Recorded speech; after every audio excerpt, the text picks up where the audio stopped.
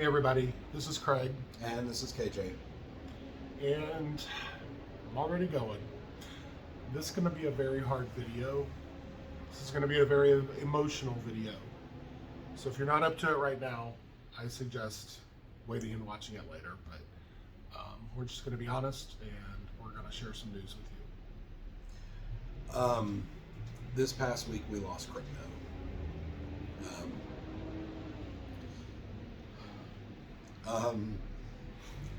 We wanted to make this video to tell everybody who knows him or who didn't know him about his life, who he was, and what happened.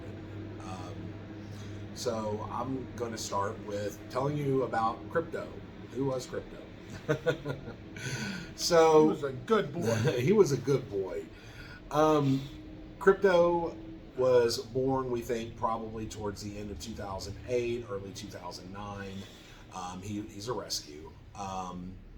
Crypto was found in a field with his sister, and they were so badly abused and beaten and starved that his sister just didn't even survive. And this is back in 2008. Back in 2008, that's not what happened. 2009, right. We're getting there. Yeah, so when he was a puppy.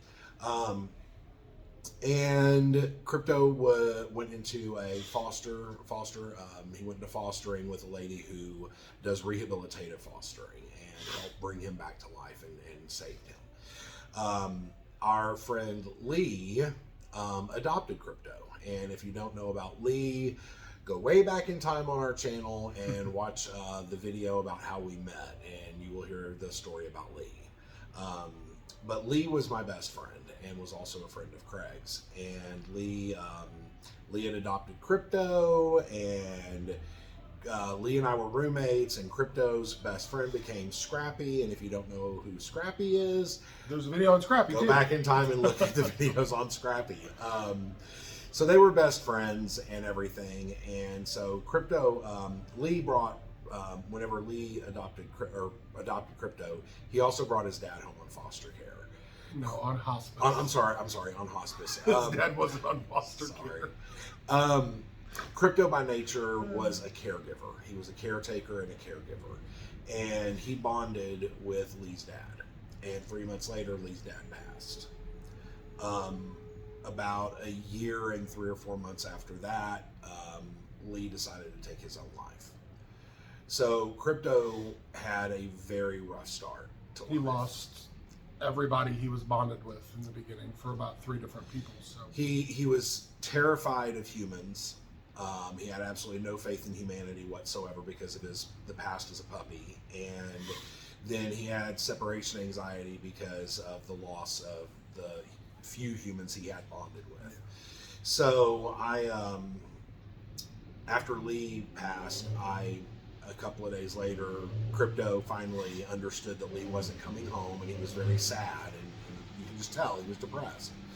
And he hopped up on my lap, and I sat him down on my knee, and I just looked at him, and I just promised him that he would never have to worry about having a home, and he would never have to worry about anything, and I would take care of him for the rest of his life. And that night he brought me a possum. and I was on the phone with him when it happened, so I know it happened. It was, if you don't know much about dogs, when dogs accept you as kind of their pack leader, they will bring you a gift. Usually in the form of a dead animal. Usually in the form of a dead animal. We all know that possums like to play possum, so it was not dead. Yeah. So the funny part is that I heard KJ screaming at Crypto to come and get the animal and to take it out of the house, like he's going to do that. And he was so proud. He was just wagging, and he was so happy, and he was so excited. He had brought me this really, it was like a teenage possum. It was big, like this. And I kind of bent down over it and stuck my face, got real close to it because I'm looking at it and everything, and it opened its eyes and hissed at me, and I literally jumped back and just started screaming at Crypto, "Come get it! Come get it!" And he's just looking at me, wagging his tail. So we had a very eventful beginning, and then over time, as I joined the pack and Crypto got a lot more comfortable with all of us. We were all just the three amigos. We called ourselves the three amigos. Well, there were four of us for a long time. Four, yeah, but there was Miss Scrappy. And then one Scrappy left. That's right. We were the three amigos after that. Yeah. But this last week or so, Crypto has had, right before we moved to Mexico, Crypto had a little bit of a limp, and we couldn't figure out what was going on. He had some sort of event where he was like shaking his paw, and it hit like nervous, and the vet thought that it was a arthritis or something like that. We got down here, we did some more investigation, and found out that there was a twisted vertebrae. So it could have come from his childhood abuse or his puppyhood abuse. It could have come from his rambunctiousness, falling. He's old, something slipped. We don't know. I know he was not abused with us. It just something happened. So he had started limping. He started losing the use of a leg, and we took him to the vet.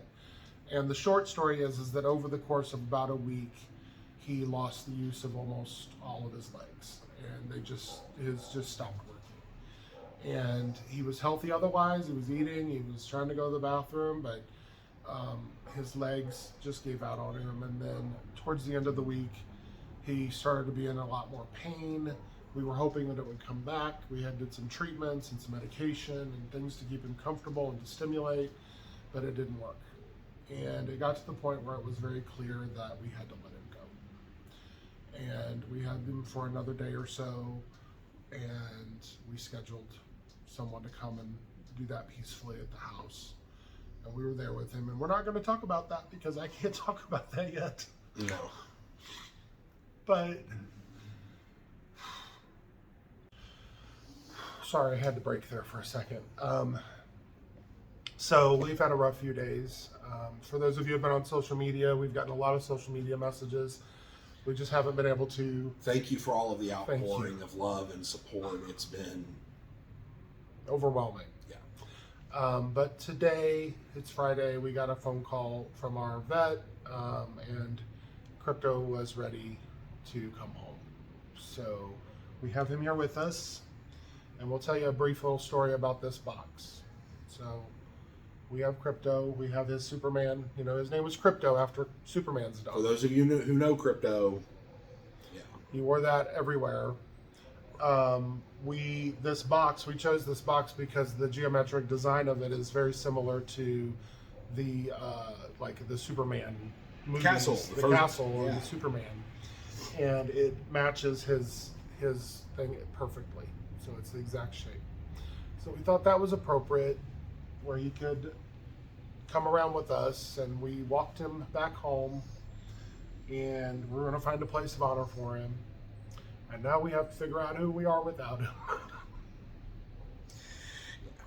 And so now we're going to walk down the street to a little snack shack. We're going to have cheeseburgers and French fries in honor of Crypto because that was his favorite snack. His guilty snack. That was his favorite thing on earth, and it was actually his last meal. We had cheeseburger and French fries. We made sure he had some treats and was able to he was comfortable as best we could, and that we gave him his treats and his snacks, and we got him French fries and hamburgers, and we had him, we just loved him for as best we could for the last couple of days, and well, for always, but we'll hopefully share some more information. Maybe we'll share some happy memories of Crypto, so it's not such a sad video. In another part to this, and but for now I'll throw some pictures in here so you can see Crypto at his best, at his worst, and you get to know him just a little bit with a few pictures. And we thank you again for all of your support and for your patience with us to getting back to everything. Crypto was definitely part of our truly remarkable life. So he's a part of this channel. And I know he'll be missed. I know everybody loves seeing him, so thank you. Thank you. And if you haven't already, go find your truly remarkable dog. I mean life.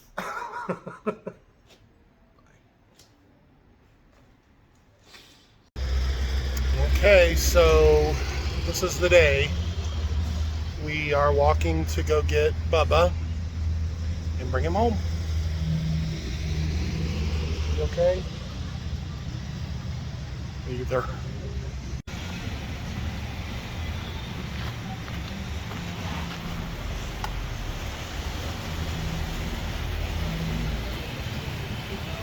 And that's what we walked into.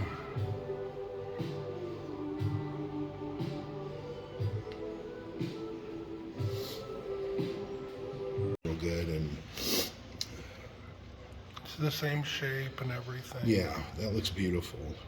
Or that his whole life. Yeah. There's probably food on it. There's probably everything on it, and I'm not washing it. We could probably make another Bubba out of it. There's DNA all over it.